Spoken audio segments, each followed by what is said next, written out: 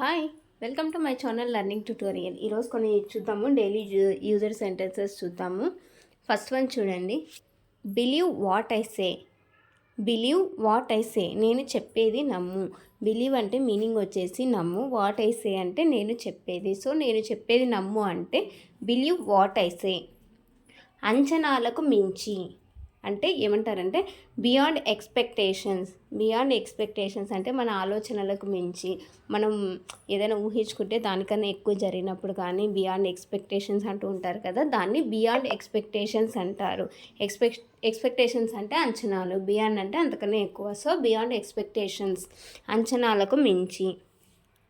Next one, don't cheat anyone. ఎవరిని మోసం చేయకు. డోంట్ చీట్ ఎనీవన్, ఎవరిని మోసం చేయకు. చీట్ అంటే మీనింగ్ వచ్చేసి మోసం. సో డోంట్ చీట్ ఎనీవన్ అంటే ఎవరిని మోసం చేయకు అని అర్థం.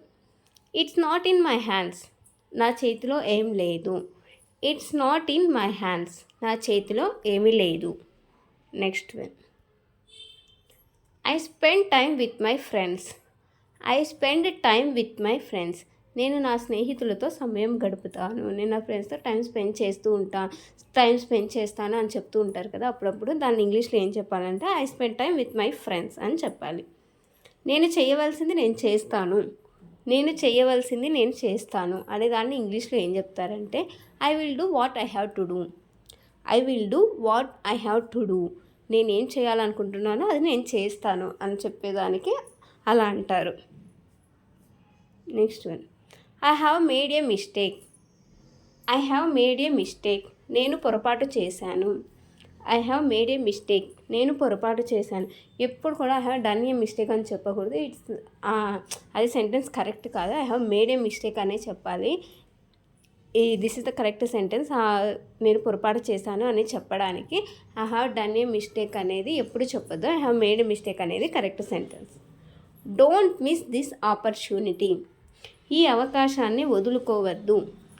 డోంట్ మిస్ దిస్ ఆపర్చునిటీ, ఈ అవకాశాన్ని వదులుకోవద్దు. ఆపర్చునిటీ అంటే మీనింగ్ వచ్చేసి అవకాశం. So don't miss this opportunity, ఈ అవకాశాన్ని వదులుకోవద్దు. డూ మీ ఏ ఫేవర్, నాకు ఒక సహాయం చెయ్యి. డూ మీ ఏ ఫేవర్, నాకు సహాయం చెయ్యి. ప్లీజ్ హెల్ప్ మీ అంటారు, ప్లీజ్ హెల్ప్ మీ అయినా అనవచ్చు. So do me A favour అని అయినా కూడా అనవచ్చు. నాకు హెల్ప్ చేయండి, నాకు సహాయం చేయండి. Put on your shirt. Put on your shirt, మీ చొక్కా ధరించండి. పుట్ ఆన్ ద లైట్ అంటే లైట్ వేయండి అంటారు కదా. So put on your shirt, మీ చొక్కా ధరించండి.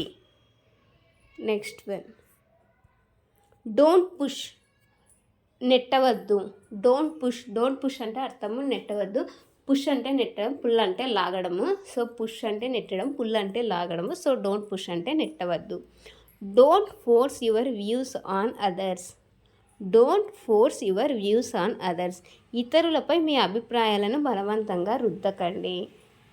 Don't force your views on others. ఓకేనా. నెక్స్ట్ వన్, తదేకంగా చూడకు. ఎవరైనా అదే పనిగా చూస్తూ ఉంటే చెప్తుంటారు కదా, ఎందుకు అలా చూస్తున్నావు, అలా చూడొద్దండి అని. సో దాన్ని డోంట్ స్టేర్, డోంట్ స్టేర్ అంటారు. అదే పనిగా చూస్తూ ఉండేదాన్ని చెప్పడానికి.